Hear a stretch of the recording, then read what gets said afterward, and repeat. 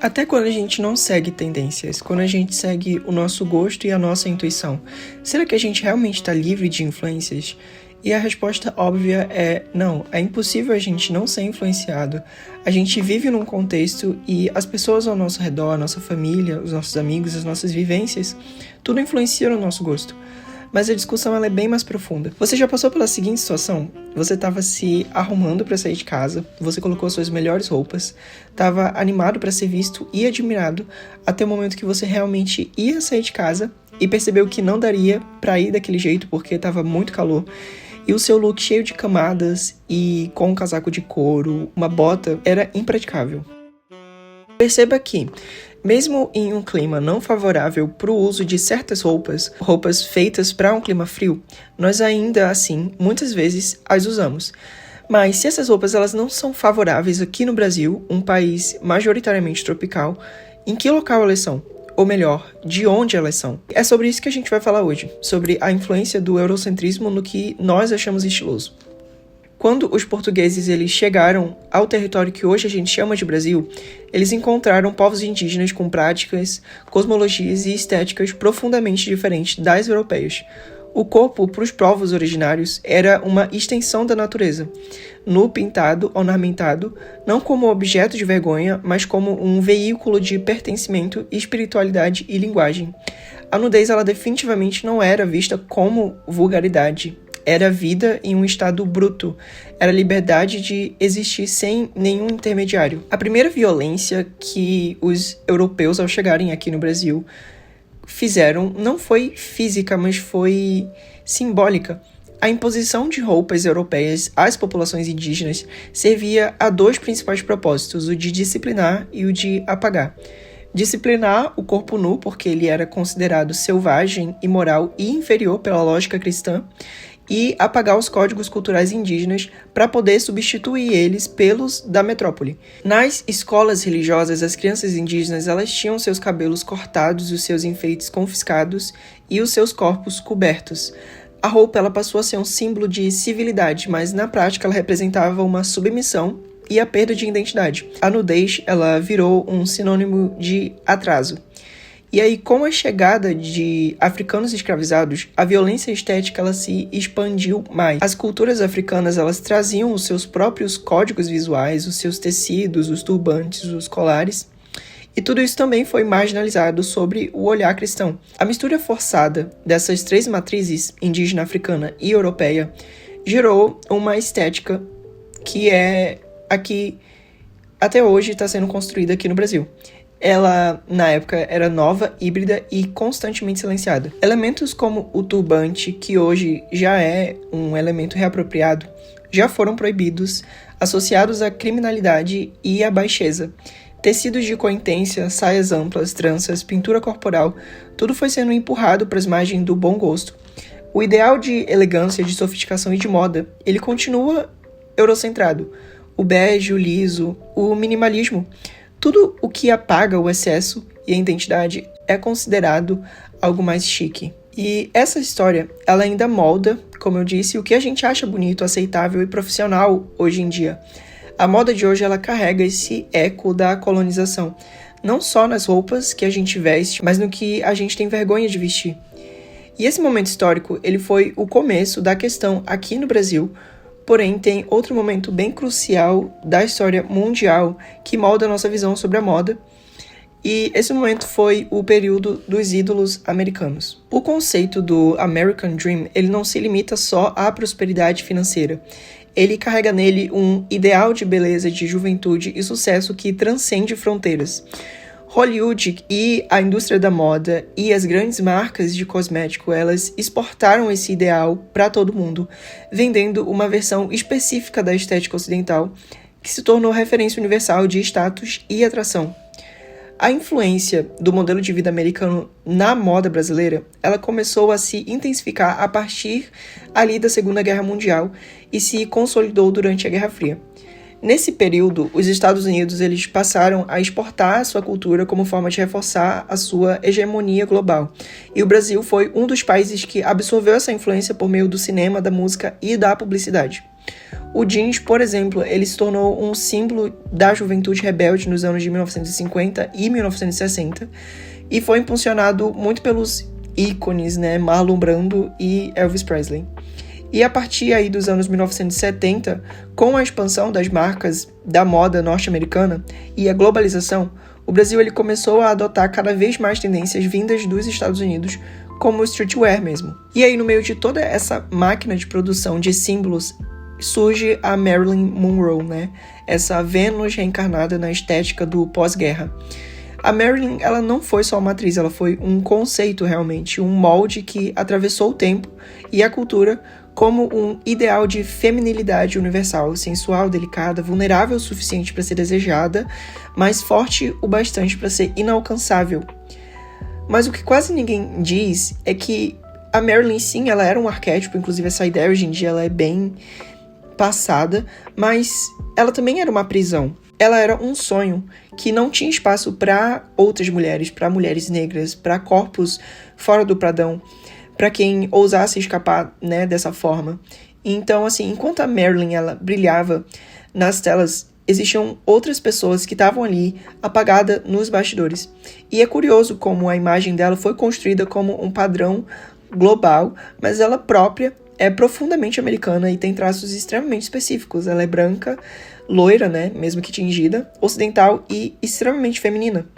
Ela condensava todos os códigos de beleza eurocentrados e transformava eles em um produto de exportação, um símbolo que passaria a ser replicado, desejado, copiado e, é claro, nunca alcançado. Ela é o tipo de beleza que não permite que outras belezas coexistissem, porque a partir do momento em que se define algo ideal, que foi o que os Estados Unidos fez, todo o resto ele vira exceção, variação e desvio. E no fim das contas, o que as pessoas vendem pra gente como beleza não é só estética, é uma geopolítica do desejo. E aí, antes da gente chegar a Marilyn, como a gente viu, a gente já tinha percorrido um longo caminho de imposição e apagamento. A nossa ideia de moda, do que é bonito, elegante e digno de desejo, definitivamente não nasceu do acaso. Ela foi moldada, costurada à força com essas linhas coloniais e europeias e depois ela foi reforçada com essa influência americana. E no fundo, a nossa visão de estilo ela é só uma herança. E aqui, eu queria trazer uma discussão que a internet ela teve há umas semanas atrás sobre os influenciadores que estavam virando cantores, né? Onde essas pessoas elas estavam realmente dissertando sobre isso, falando sobre como esses influenciadores que passavam a tentar uma carreira na música eram extremamente péssimos e tal. Só que, do outro lado da moeda, esses influenciadores que estavam sendo criticados, né, ou pelo menos alguns dele, estavam falando que eles eram cantores legítimos que só calharam de ser influenciadores. Então eles falavam, não, eu sempre fui um cantor, só que eu não mostrava esse meu lado aqui na internet. Enfim, mas eu observando toda essa discussão, eu tava realmente meio foda-se, até o momento em que eu percebi que ela era bem mais interessante do que parecia. Porque, vamos lá, nos comentários dos vídeos, tinham algumas pessoas comentando uma coisa que eu falei, nossa, isso é um bom ponto, que era, se fosse uma música em inglês, vocês estariam amando. E tá aí, é esse o ponto que eu queria explorar. Você já deve ter percebido que a sua playlist ela é composta majoritariamente de cantores que cantam em inglês. E observe, né? Eu falo cantores que cantam em inglês, não necessariamente estadunidenses. E você não deve ser bobo o suficiente para achar que isso é uma coincidência, né? O pior, que você escuta cantores estrangeiros porque o Brasil não faz, como o exterior pode fazer. A verdade é que a gente foi ensinado a não gostar até da nossa língua. Isso chegou a um ponto de que escutar músicas em português muitas vezes é até estranho. Mesmo que o beat, a maneira como a sonoridade foi composta seja exatamente igual aos moldes gringos. E essa valorização da língua inglesa é tanta que até mesmo quando cantores latinos muitas vezes querem entrar na indústria, eles são levados a cantar inglês para poderem receber o reconhecimento. E nesse mesmo assunto, você já pensou no quanto o mundo é grande? Tipo, 8 bilhões de pessoas, milhares de artistas, línguas, muitos e muitos países, mas ainda assim, qual foi a última vez que você ouviu uma música francesa, uma música italiana, africana? Eu tava navegando pelo YouTube, ouvindo músicas e tal, e nesses momentos é quando eu costumo descobrir músicas novas, novos artistas, enfim. Até que eu me deparei com uma música muito boa, e ela era de uma artista que falava português de Portugal. E a música ela era realmente muito boa, e isso abriu pra mim esse pensamento de que quantos artistas incríveis eu tô perdendo por conta da seletividade cultural da mídia. E assim, depois disso que a gente falou, e pra retomar a nossa cultura é fácil? Eu acho que não.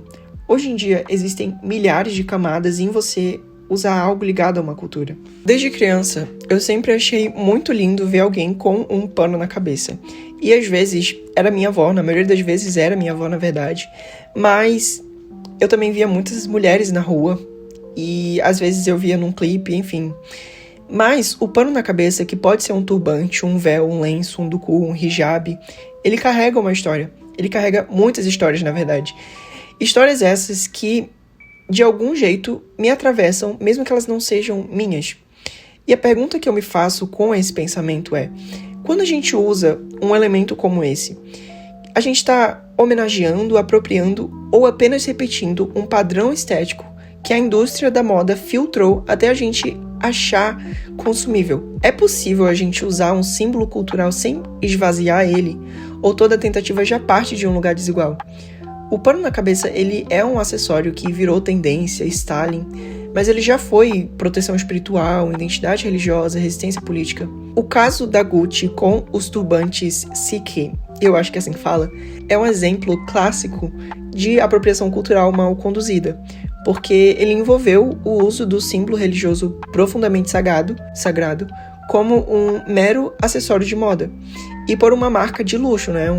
Em um desfile com modelos brancos, sem nenhum tipo de contexto ou reconhecimento.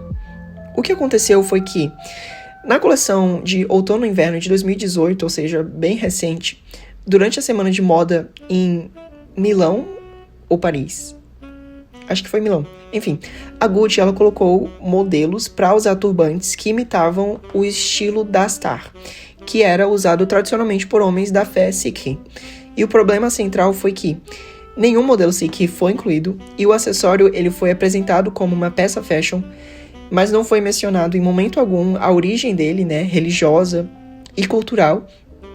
E eu acho que um dos piores pontos de tudo isso é que a peça ela foi comercializada por 800 euros ou 900, se eu não me engano, como se fosse uma invenção estilística da própria marca. Então, né, por que foi de mau gosto, né? Primeiro, que o turbante ele não é um enfeite, ele é um símbolo religioso da fé Sikh.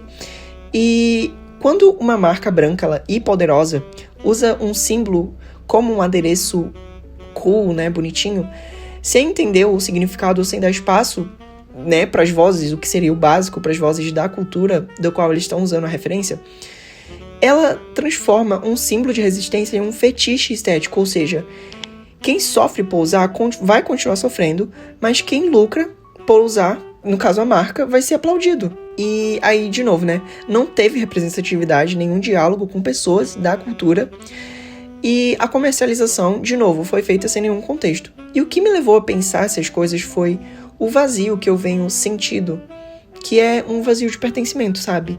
E não é uma coisa tipo, você pode entrar numa subcultura e você vai se sentir incluído. É algo mais espiritual, realmente, tipo, mais ancestral.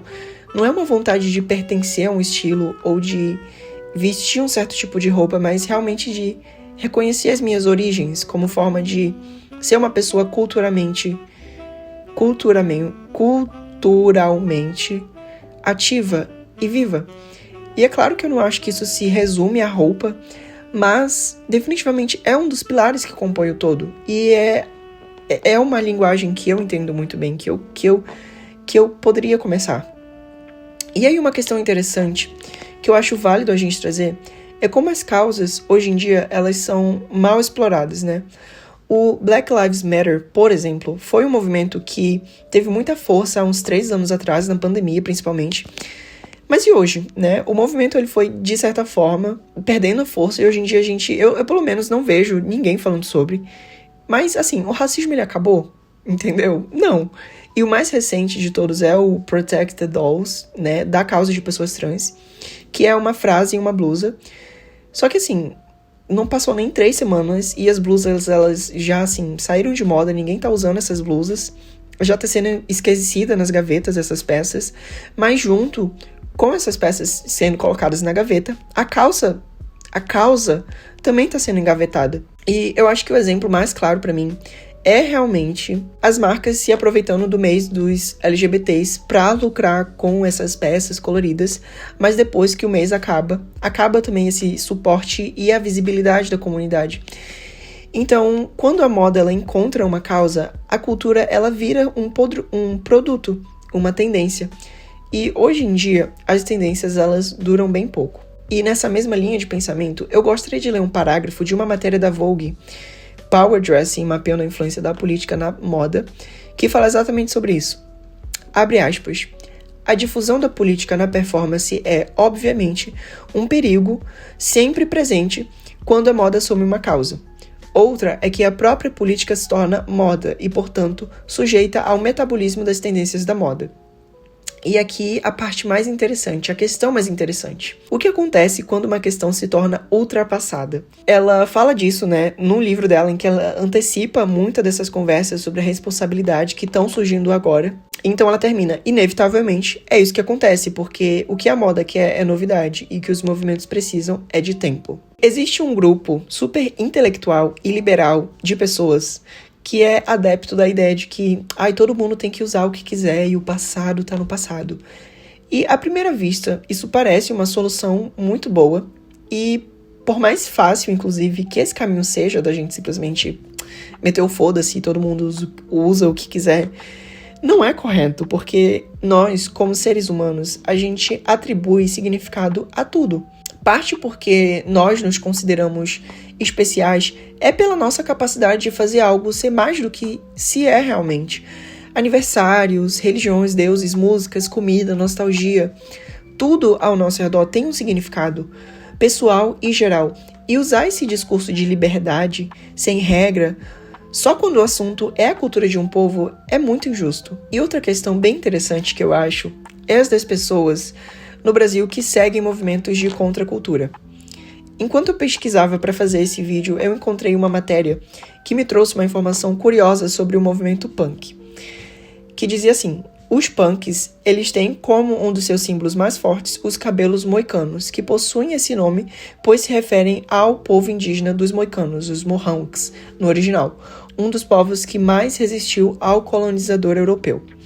Por esse motivo, os punks incorporam esse corte como um símbolo de resistência. E isso me faz pensar, qual é o peso simbólico de adotar um visual como esse aqui no Brasil, onde a gente tem os nossos próprios povos indígenas que também resistiram e resistem até hoje ao apagamento, à violência e ao racismo, principalmente. Será que não seria ainda mais potente se esse símbolo de resistência dialogasse com os povos daqui diretamente, com os povos originários aqui do Brasil? Ou aí vem a virada de chave, né? Aí vem o pensamento. Ou será que mesmo dentro desses movimentos antissistêmicos, a referência externa ela vai continuar sendo mais validada do que as nossas lutas locais? E esse questionamento que eu trago, ele é realmente algo assim totalmente despretensioso e sem ironia. Eu não tô atacando as pessoas que seguem movimentos de contracultura. É realmente uma coisa que eu penso muito, porque com essa globalização, onde a gente tem conexão com várias culturas e com vários movimentos, eu acho que é muito válido a gente se perguntar como que essas coisas elas são encaixadas no nosso contexto, porque não faz sentido você simplesmente trazer uma discussão de fora que faz sentido lá pra você. Tipo, pelo menos pra mim, eu acho que não é tão simples assim, não é só você vestir uma roupa. Tanto que muitas das pessoas que eu conheço que seguem movimentos de contracultura, elas falam muito sobre você realmente ter que estudar, sobre você... Não tem como você seguir o movimento punk ou o movimento gótico sem você ser uma pessoa que lê, sem você ser uma pessoa estudada, sabe? Enfim. E nos dias atuais, né? Vamos trazer para os dias atuais. A influência estadunidense, ela tá definitivamente mais forte que nunca. Isso acontece muito através das redes sociais, que a esse ponto todo mundo sabe que não são inocentes, né? A gente é levado a ter essa vida padrão, domesticada, dentro desses moldes que a indústria dita. E até quando uma indústria fora do eixo, né, é referenciada, é através de um filtro meio que apaziguador, sabe? Onde os traços reais eles são apagados e domesticados de acordo com o padrão branco. E aqui, entrando em um vale assim meio sombrio, há pouco tempo teve realmente aí a ascensão das pessoas aí usando camisa do Brasil. E aí, com esse movimento, tipo assim, foda-se, estadunidenses ou chineses ou qualquer outra etnia usando blusas do Brasil, tipo, realmente foda-se. Não é sobre isso que eu tava falando. É que quando isso aconteceu, houve muito essa ressurreição, trouxeram muito esse, ai meu Deus, o Brasil é um país tão lindo, Rio de Janeiro, São Paulo, tipo. E aí trouxeram fotos que representavam o Brasil, né? Tipo, começou a ter aqueles Brazilian Core. Então, e aí, quando as pessoas elas apresentavam esses vídeos, meu Deus. Eu achava que era uma barata. Quando as pessoas elas começaram a apresentar esses vídeos, você conseguia perceber nessas edits que elas traziam muitas pessoas negras, mas as pessoas negras, as pessoas retintas dos vídeos, elas tinham, tipo assim, sempre. E, tipo, eu queria muito poder falar, tipo, a maioria, não, mas eram todas. Você percebe que quando...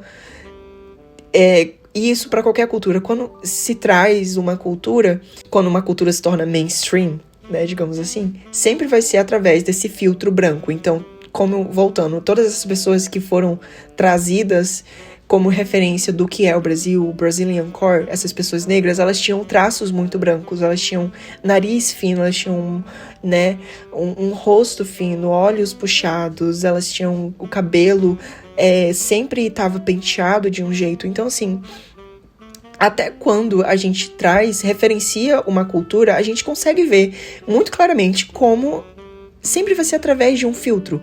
Sempre vai ser através de um filtro que vai domesticar a cultura para fazer com que ela seja cool, com que ela seja de uma perspectiva do mercado boa, global, sabe? E no momento político que a gente se encontra, eu acho que é mais importante do que nunca a gente trazer essas discussões à tona. E mais do que comprar uma blusinha pseudo-revolucionária, a gente tem que trabalhar o nosso pensamento crítico. E o processo da gente estudar, né, as nossas origens e etc. Como eu venho trabalhando aqui na minha casa e com as coisas que eu venho estudando, enfim, é muito importante. Mas também existe o ponto de que a gente não tem que resumir as pessoas a isso, né? A só, tipo, assim, você vai e pega...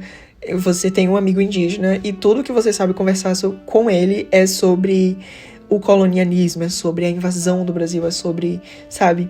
Então você estudar isso leva muito você para esse local, por essa corda bamba de quando você vê uma pessoa que faz parte de uma cultura que é marginalizada, você só olha a pessoa nessa perspectiva, sobre essa visão, tipo, ela é uma pessoa, ela é uma sobrevivente, ela é uma vítima.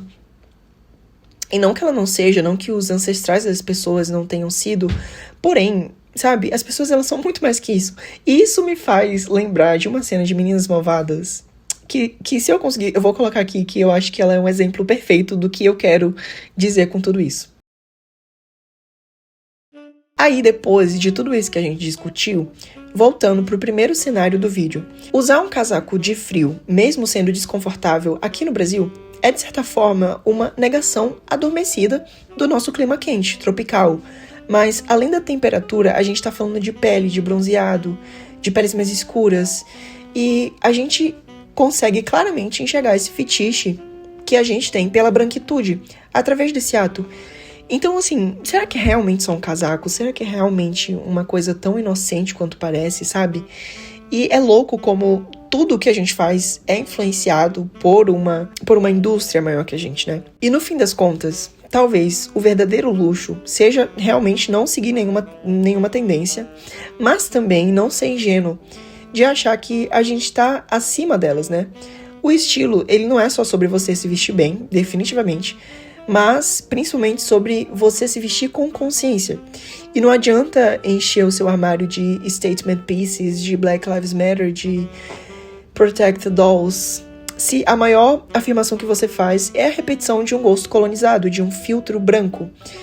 E aí, se você realmente quer ser a vanguarda da moda, então você precisa, ou melhor, nós precisamos começar pela pergunta mais subversiva que se pode ser feita na moda, que é: isso aqui é bonito ou só é branco?